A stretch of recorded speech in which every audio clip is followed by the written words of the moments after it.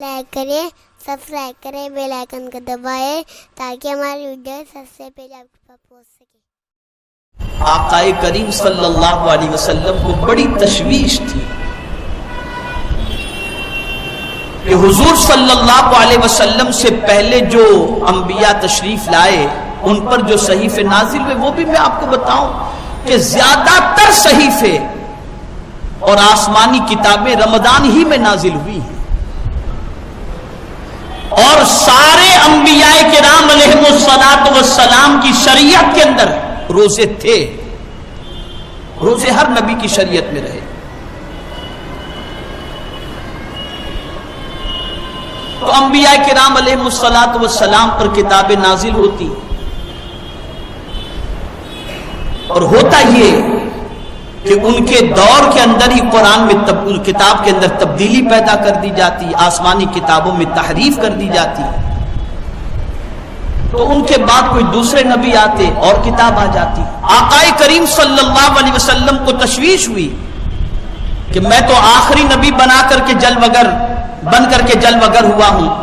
اب میرے بعد تو کوئی نبی آنا نہیں، اس لیے کوئی دوسری کتاب بھی نہیں آ سکتی۔ اب مجھ پر جو اللہ نے کتاب نازل فرمائی، اگر میرے اس دنیا سے ظاہری طور پر پردہ فرمانے کے بعد اس کتاب میں تبدیلی پہ کسی نے پیدا کر دی، تحریف کر دی، آگے پیچھے کر دیا، کچھ مٹا دیا، تو میری امت کس کتاب سے ہدایت پائے گی؟ میرے کریم کو محبوب کی اس پریشانی پر پیار آ گیا اور فرمایا میرے محبوب غم نہ کرو، ان کتابوں کے اندر تحریف ہوئی، دوسرے نبی آ گئے، دوسری کتابیں آ گئی، اب تمہارے بعد کوئی نبی آنے والا نہیں، اس لیے سنو، اب اس قرآن کی حفاظت کا ذمہ میں خود لے رہا ہوں، اس میں کوئی تبدیلی نہیں ہوگی۔ انا نحن نزلنا الذکر وانا لہ لحافظون، اب اس میں کوئی تبدیلی نہیں ہوگی۔ تو حضور کس وجہ سے تشویش میں تھے کہ امت کو ہدایت کس کتاب سے ملے گی؟ اگر یہ کتاب میں تبدیلی ہو گئی تو میری امت ہدایت کہاں سے پائے گی؟ تو اللہ کے رسول کی اس تشویش کا میرے کریم جل جلالہ نے اس طریقے سے تسلی بھری آیت نازل فرمائی کہ اس کتاب کی حفاظت کا میں ذمہ لیتا ہوں، اب تمہارا کوئی بھی امتی سیدھے راستے پر چلنا چاہے یہ کتاب رہے گی اور اس کتاب سے وہ سیدھا راستہ حاصل کر سکتا ہے۔ لیکن ہم اس کتاب سے کہاں رہنمائی حاصل کر رہے ہیں؟ کیا حاصل کر رہے ہیں آپ مجھے بتائیے؟ جس سے عداوت رکھنے کا حکم تھا اس سے دوستی، اور جس سے دوستی کرنے کا حکم اس سے عداوت۔ تو یہ کتاب ماہ رمضان میں اللہ نے نازل فرمائی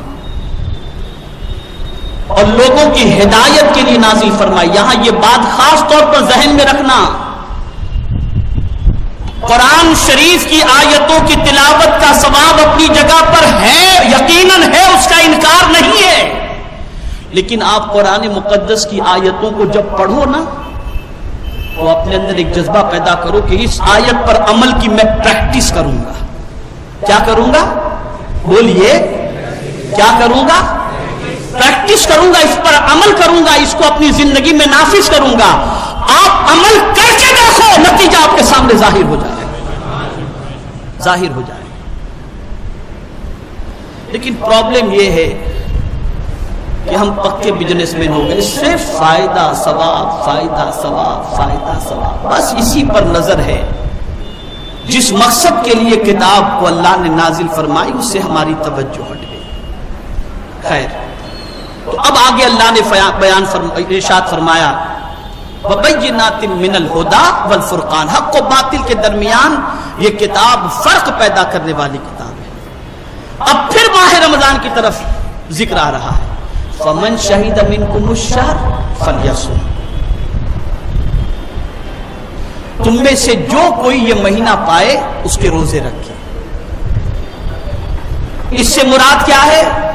روزے ماہ رمضان ہی کے فرض کیے گئے، اس لیے جب بھی کوئی عاقل و بالغ و مسلمان ماہ رمضان المبارک کو پائے تو اس کے روزے رکھے، یہ روزے اس پر فرض ہیں۔ اور 10 شوال 6 ہجری میں ماہ رمضان المبارک کے روزے کی فرضیت کا حکم اللہ نے نازل فرمایا۔ تو اب دوسرے مہینے میں یہ روزے آپ بولیں کہ میں رکھ لوں گا، اور ماہ رمضان کی بجائے چلو ٹھنڈی کا موسم آ گیا ہے شعبان کے اندر، اسی میں 30 دن کے رکھ لو، ماہ رمضان میں پھر چھٹی منا لیں، تو یہ نہیں چلے گا۔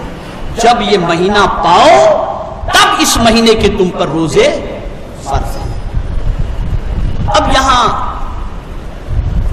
انسان کچھ بھی سوچ سکتا ہے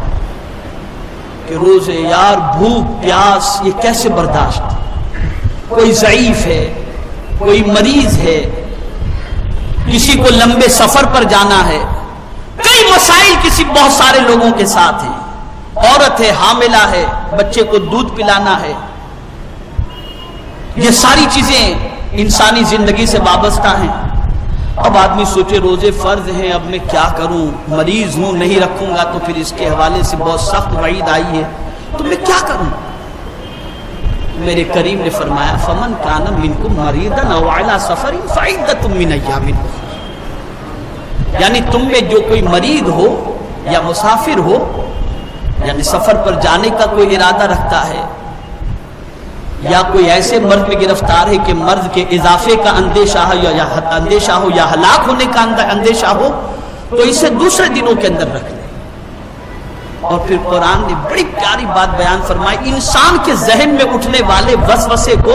اس طریقے سے تہس نہس کر دیا کہ ایک انسان اللہ کے سلسلے میں غلط گمانی کا شکار ہو جائے کہ باپ رے باپ یہ روزے فرض کیے گئے کیسے رکھیں گے، یہ تو ہم تکلیف میں پڑ جائیں گے۔ تو اللہ نے فرمایا یرید اللہ بکم الیسر ولا یرید بکم العسر، اللہ تمہارے لیے آسانی چاہتا ہے، تکلیف نہیں چاہتا۔ یہاں سے یہ بات سمجھ میں آئی کہ اسلام آسان مذہب ہے، تکلیف والا مذہب نہیں ہے، اور دین آسانی چاہتا ہے، تکلیف نہیں چاہتا، اور جو اس پر عمل کرتا ہے یہ عمل اس کے لیے دنیا میں بھی آسانی کا سبب ہے اور آخرت میں بھی آسانی کا سبب ہے۔ یرید اللہ بکم الیسر ولا یرید بکم العسر، اور پھر آگے فرمایا وَلِتُكْمِلُوا الْعِدَّةَ، یعنی گنتی کے دن پورے کرو۔ اگر ماہ رمضان 29 دنوں کا ہے تو 29 روزے رکھو، 30 کا ہے تو 30 روزے رکھو۔ اب یہ تم نے کر لیا نا، ماہ رمضان تم نے پایا، نزول قرآن کا مہینہ تم نے پایا، اور قرآن ہدایت کی کتاب ہے، اسے تم نے سرچشمے ہدایت مان کر اس کی گائیڈ لائن کو تم نے فالو کیا، اس کے ذریعے انسانوں کو تم نے پہچانا، حلال و حرام کو تم نے پہچانا، اور اس مہینے کو پا کر تم نے اس کے روزے رکھے، اور فرمایا وَلِتُكْمِلُوا الْعِدَّةَ، اور گنتی کے دن پورے کرو۔ اب 30 روزے ہو گئے یا 29 روزے ہو گئے، ماہ رمضان مکمل ہو گئے، تو اب کیا کرو وَلِتُكَبِّرُوا اللَّهَ عَلَى مَا هَدَاكُمْ، وَلِتُكَبِّرُوا اللَّهَ عَلَى مَا هَدَاكُمْ، تکبیر بولو، اللہ کی کبریائی بیان کرو اس بات پر کہ جس اللہ نے جو تم کو ہدایت عطا فرمائی۔ یعنی اب تم عید کی نماز کے لیے جاؤ تو تکبیر تشریق پڑھتے ہوئے اللہ اکبر اللہ اکبر لا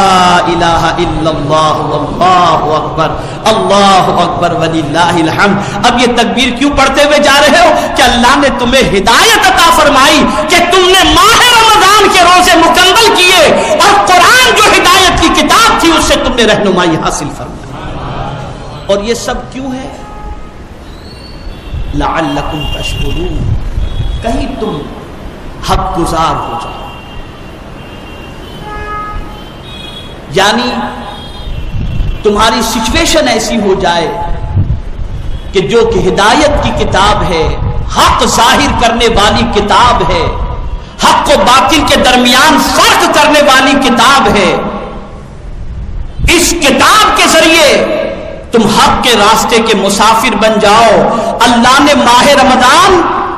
میں قرآن اور ماہ رمضان کے روز، ماہ رمضان میں قرآن اسی لیے اتارا اور ماہ رمضان کے روزے اسی لیے فرض فرمائے تاکہ تمہاری زندگی میں حق پر چلنے کا جذبہ پیدا ہو جائے۔ اور یہی وجہ ہے کہ دنیا بھر میں مسلمان جتنا ماہ رمضان کے اندر سیدھے راستے پر چلتا ہے، کسی اور مہینے میں سیدھے راستے پر چلتا نظر نہیں آتا۔ اسی مہینے میں بہت زیادہ انسان سیدھے راستے پر چلتا ہے۔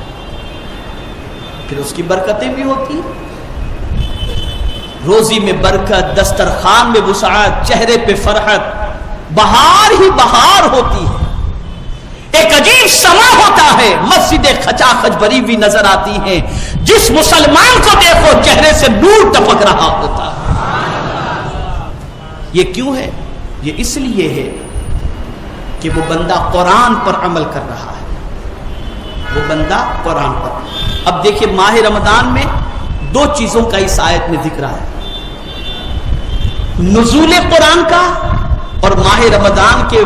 رمضان کو پاؤ تو اس میں روزہ رکھو، یہ دو چیزوں کا ذکر ہے۔ انزل فیہ القرآن فمن شہد منکم الشہر فلیصم، یہ دو چیزیں آئی، اس میں دو کام کرنے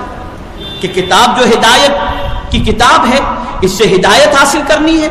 اور ماہ رمضان کو پالے تو اس ماہ رمضان کے روزے رکھنے۔ اب آقا کریم صلی اللہ علیہ وسلم نے ان دونوں کی فضیلت کیا بیان فرمائی؟ ارشاد فرمایا الصیام والقرآن یشفعان یوم القیامہ، روزے اور قرآن قیامت کے دن شفاعت کرائیں۔ یعنی روزہ یہ کہے گا اللہ کی بارگاہ میں، اے میرے پروردگار اس بندے کو بخش دے،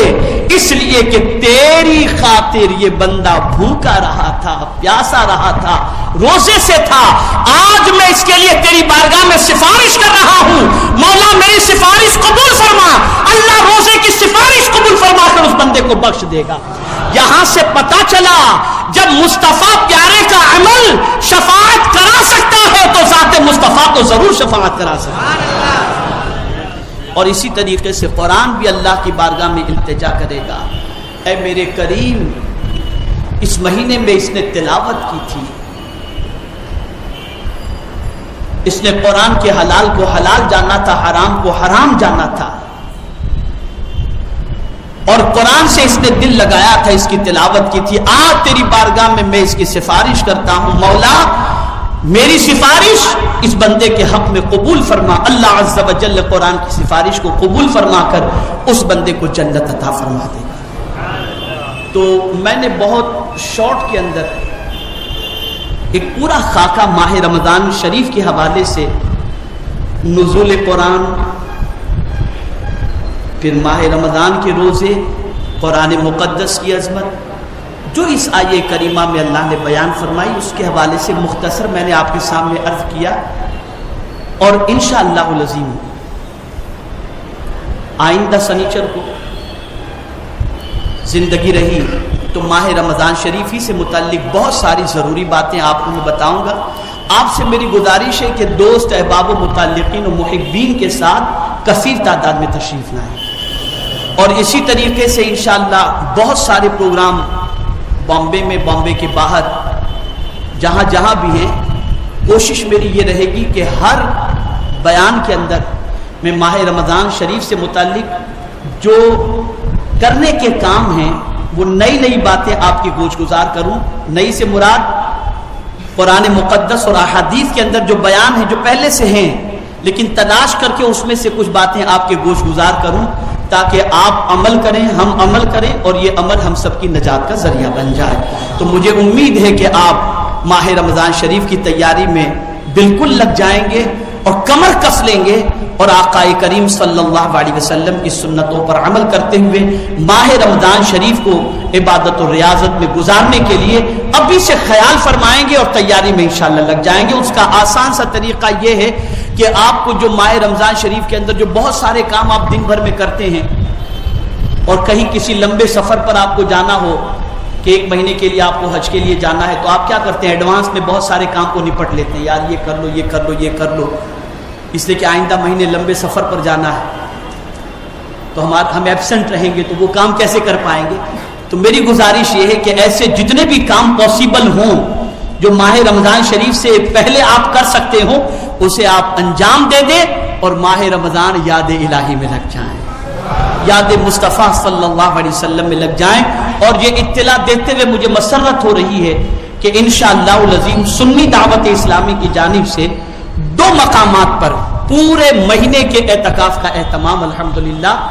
کیا جا رہا ہے۔ یعنی جو مسلمان، جو بندہ 1 مہینے تک اعتکاف کرنا چاہتا ہے، یہ 1 مہینے کا اعتکاف نفل اعتکاف ہوگا جس میں عبادت، ریاضت، مسائل، ذکر و اذکار، پورا مہینہ عبادت پہ اسے گزارنا ہے، تو اس سے گزارش ہے کہ وہ سنی دعوت اسلامی کے ذمہ داروں کو اپنا نام لکھا دیں، انشاءاللہ العظیم